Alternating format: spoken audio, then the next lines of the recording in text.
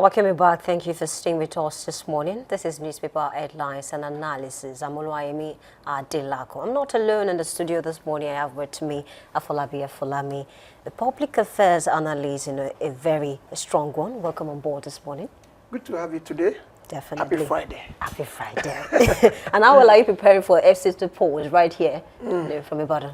Let's wait and see. All right, let's start with this headline from Daily Sun, the banner headline actually, that says Electoral Act, Tinubu has signed death warrant. That's coming from ADC, ACF, Kuka Center, Yega Africa, others knock president. And according to INEC, they want to test run this new Electoral Act tomorrow for the FCT polls. But ADC is coming out to say President Bola Ahmed Tinubu signed a death warrant. What a comparison, really. Well, if that is what they are saying, I want to say that let's have to text first and see how deep is the death warrant. Because there's an election coming up on Saturday in the FCT, and something must be on ground to work with. If the Electoral Act was unable to be signed, then there is no need for that election, But I also want to say that, yes, so many, within each of that protests against the electoral reform, the president went ahead to sign it. I would have said that it may not go down well, like I expect opposition to start talking about it. But it's something that we should just try first to see how it works. So many clauses have been changed from Congress to party nomination, to primaries, and so many other ones. But I want to also say that we may not get it, we don't expect it to be perfect in all totality. Our own democracy, I will not want to say it is nursing democracy, but it's a kind of democracy that many areas are that we are testing. So for the ADC, they have a good talk. Let's wait and see. Okay, should INEC experience, numerous glitches for this election, is there a chance that it can be reviewed before the general elections? Yeah, there are big chance that they can be reviewed because, one, it is the outcome of this first election using this electoral reform bill or materials to say that, yes, this area has been covered, this area we are not able to be touched, this one we don't really need it at all, and that is where we should start from. I wouldn't want to condemn it in totality, even if I have my own personal opinion on some clauses in the material. But I want to say that we should have something to start with. We should be able to put up a particular act that will make us to have a free and fair election come Saturday, that is tomorrow at the FCT. So whatever we have now, let's go into the field, let's test the water, and let's see how it goes. Of course, we'll talk about that on Monday. But still talking about FCT polls, I want to take another headline from Daily Sun that says FCT Council poll. Again, PDP chairmanship candidate withdraws for APC in another Wike broker deal. Because when I read the story early this morning, I was a bit surprised. 2 PDP candidates stepped down for APC candidate. And then according to them, they are following the advice of a father, which is some Wiki. Well, I want to say that, do we still have PDP as a party contesting? We still have PDP. And which of the parts of the PDP are we having? We still have PDP governors, really. Okay, the ones recognized by the INEC is owned by Yeson Wike. Right. And if Yeson Wike is the one broken priest between the PDP that stepped down for the APC on ground, then do we have PDP? That is just the question. Are you getting my point? I do. I'm not saying that what they have done is right, but I'm asking that it's the same man that is in charge of both the APC there and the PDP there. So if he's so free, he will like just say, let the PDP guy step down for the APC. Are you getting my point? I do. So the thing is, we don't have PDP as it is right now because the caucus of the PDP that we have that is recognized by INEC is owned by Yeson Wike, who is working for the APC president, who is in charge of the governor of Kwara State, of Cross River State, who is an APC man. But what is APC, scared of really? Because initially FCT used to be majorly dominated by the PDP, yes, but things change over time. So what are they scared of? If they have that, huge number of persons, that are members of the APC. What are they scared of? A lot of things APC is scared of. APC is scared of the people's reaction. Those in the ends of affair of APC are few. Those who will determine their fate are many. Those are the people who are on the ground, who are the grassroots people, who are mostly affected. They are doing everything to make sure that by the time it comes to one party system, then you don't have anything to say than to say let there just be they've won. And that is where we wish to say both Soroti Wale, because there is nobody that is standing in as an opposition. I mean, Wike said a few days ago that if you don't support Bola Ahmed Tinubu, you will lose. That is it. Really? Yes, he's talking. Because he owns the two party. He owns the APC in his own state. He owns the PDP in the national level. He's in charge of the PDP and the federal capital. He's also having his boys working at almost most of the PDP-owned states, grassroots. But should people be coerced to step down for another candidate? Because one of the chieftain mentioned that, whatever it is that Wike did, to those persons, it was more of a threat than a negotiation. Yes, it might be a threat like more a threat like a negotiation, but these guys have no faith. They have no fault here. If they may even get to that particular point, and INEC will delete their names from the ballot box, from the paper, from the voting something. Because we have seen things like that before. We have seen it before, because this is an INEC recognizing a Wike group as the PDP in charge. So how do you want them to cope? And they are of the Turaki-led faction, and you want them to not dance to the tune of the Wike faction. Wike faction is what INEC is recognizing as it stands right now, and that only faction is what is expected to produce or present any candidate for election. So, and these guys may not be at that particular faction, and they want to contest. If Wike stand before them and tell you, come, I will disown you. Not only that, I will make sure even if you come to win this election, we'll be taken away from you because we don't recognize you. If it is in that area you want to call it a threat, yes, that is a threat. But in the area where Wike is the man in charge of the APC at his own state and the man in charge of the PDP at the national level, then they don't have choice. It is even better for them to step down early right now than to wait and be dogged about it and get it out outrightly by the time they lose out, because they don't have anything to pay to stand for. There will not be any stand footing for them. They will lose everything. They will lose outrightly. So it's better for them to just get it treated and then get a financial settlement and then leave the stage. It's basically election calculations.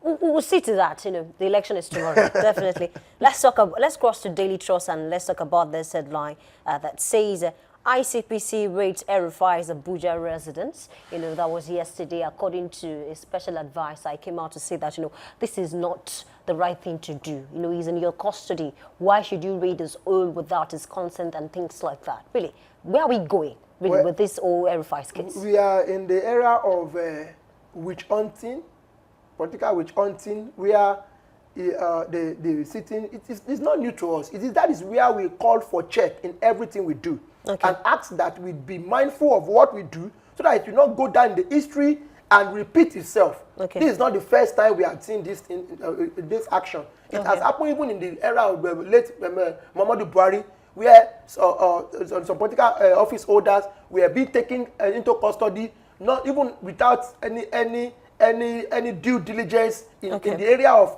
investigation, in the area of seeking their permission to go and raid their house. So if this is happening now to the present one that is being happening to, then they also have passed such kind of rule or such kind of pain to some people in the past during the time they were in government. El-Rufai should wait for more. El-Rufai should expect more. Malami passed through a lot of it when he was during the last year election. Almost closing to the last year, when his entire family were taken to Kuje and he spent the night there. Even passed to he has his own crossover night in Kuje. So, but the truth of the matter is that we should be mindful of how we use our power as a Democrat, in a democratic setting, and want to believe that we have the power, because we will soon leave this stage, and whatever we are doing right now may be that will be recorded, and some people will want to make use of that again, to repeat such, because when we are in school, we read a particular textbook they called government,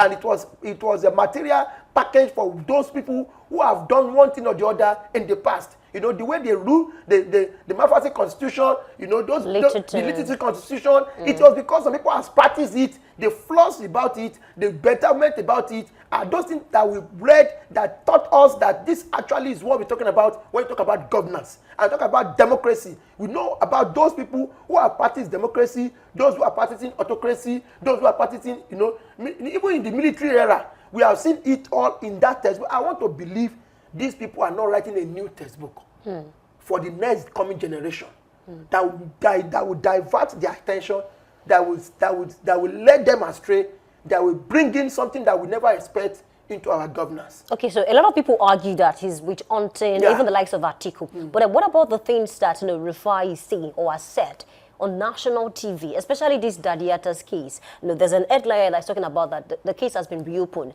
and then even people visited, the wife of Dadiata to just ask her questions. Do you think it's possible to, get a clarity on that particular issue? Because I mean, it's over 6 years now that the guy was kidnapped. Yes. You see, Nasir Rufai has not only stepped on toes, he has also vomited so many canker, raw. I don't want to say it here because I felt pity for him. At the same time, I'm not his fan because he too has his own questions to answer. Okay. You see, Rufai was not mindful of his statements while on air, while on public domain. He felt he has the power. He felt he's still in charge, and he has forgotten that this is the same way some people felt when they were in government and they treated them the other way around. And he felt that whichever, he was even saying that he has more reason now to see that Bola Ahmed Tinubu never comes back 2027. Yes, it may be on the political statement, but it has more to it. So I want to say that Rufai should be expecting more. Okay, good luck to Rufai with the ICPC, really. Let's cross over to leadership fight and talk about sport for a short moment. I have this headline that says, we are not aware of Super Eagles coach $130,000 monthly salary demand. That's coming from NFF. I think there was an headline I read about a few weeks ago that, he celebrated, especially with what he did at the last, game that was played. It was celebrated. So other persons are trying to poach him. So what do you make of this salary now? When I read about that guy, I was asking myself if he actually consulted very well before coming on the public domain to make such kind of demand. And I also want to say that maybe he felt that I don't know those behind him. I don't want to, but the truth of the matter is that if NFF is saying that they are not aware, yes, they are not aware but everybody saw this man on public TV. And he was asking, that this allowance be extended to his PAs. He was asking for a 24 hours power supply, and he was asking for a kind of money that, when I start counting, I ask myself, what if we pay all this? Will you be able to justify, for all that will be given? How much are we going to be confident that yes, our sports will be bringing out a new bat? We'll be seeing we'll not be going to matches with our eyes open, we'll be afraid of going to matches. We'll be like, are we going to win this match?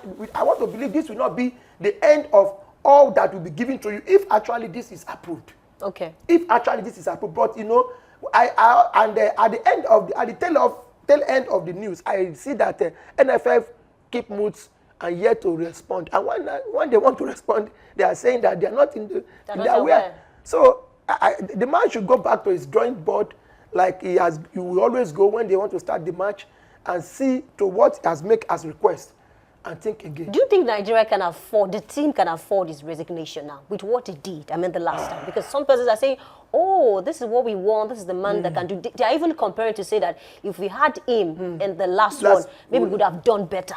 That is Nigerians for you. That is Nigerians. If Nigeria will not, until NFF come out to tell us that they cannot provide for all that he has requested for, I don't see that. I don't see any reason why they don't have it.